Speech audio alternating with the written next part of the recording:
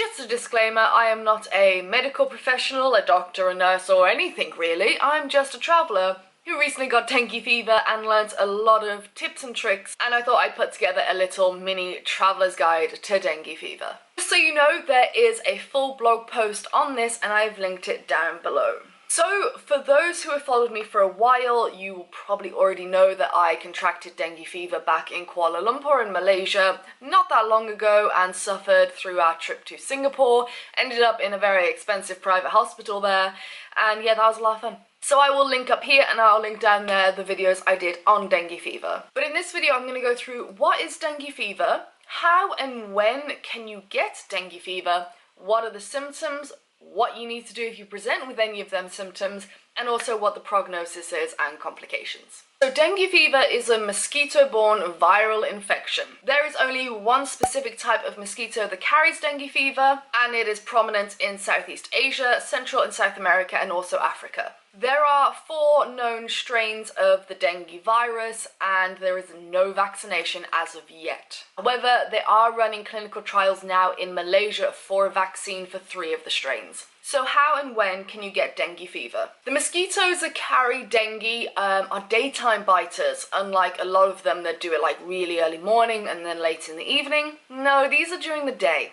The incubation period is 4 to 10 days. Now, an incubation period is basically from the time the mosquito bites you to the time you start developing symptoms is 4 to 10 days.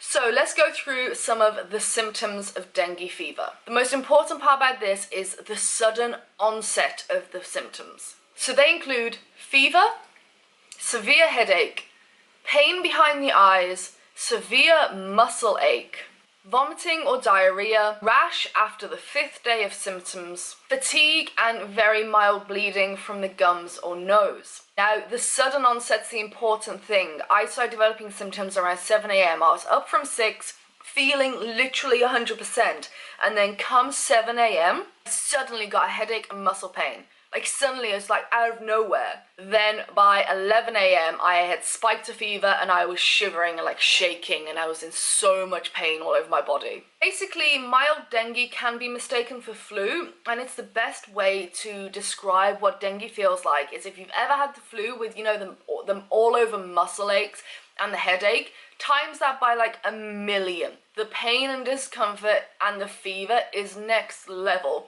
and then you've got dengue fever.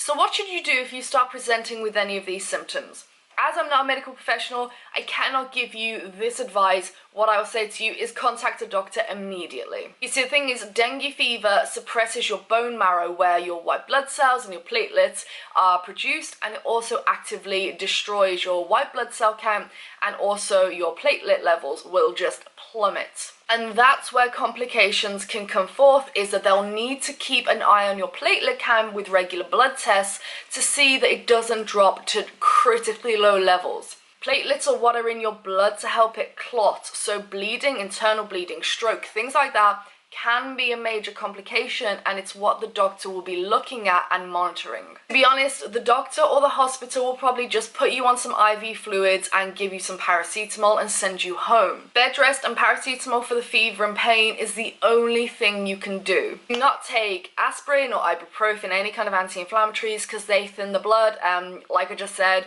thinning of the blood is really not what you need. Fluid intake is crucial with dengue fever. I was severely dehydrated and I thought I was drinking a lot. It got to the point where my platelets were like, they'll keep declining as every day of symptoms goes on, and then they'll have to start coming back up. That's why it's important to get to a doctor. So they just do a little pinprick test after the first blood test where they confirm dengue to just see how your platelets are going. I had to drink 6 litres of 100 plus, which is like an isotonic drink.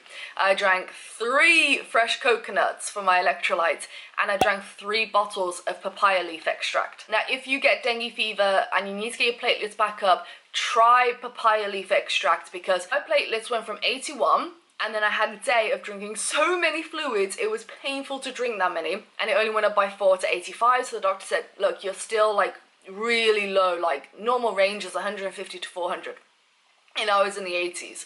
If it drops below 50, you got to be hospitalized. So I downed 3 bottles of papaya leaf extract, went back the next day, and my platelets went up to like 124 or something. Loads of isotonic drinks, coconut water to like regain, like re-level your electrolyte balances again, and also papaya leaf extract. Now, one thing to look out for after the first 5 days, if your fever suddenly goes and then you feel worse, get to a hospital immediately. This is a massive warning sign that you're having complications and that things are going wrong and you need to seek a medical assistance like straight away. So how to reduce your risk of dengue fever? It's basically you've got to try and prevent yourself getting bitten by a mosquito. So wear long breathable clothes that cover your arms and your legs, and use a good insect repellent that has a high DEET content. Prognosis isn't that shabby. The doctor did warn me that I could feel fatigued and really low on energy for about a month.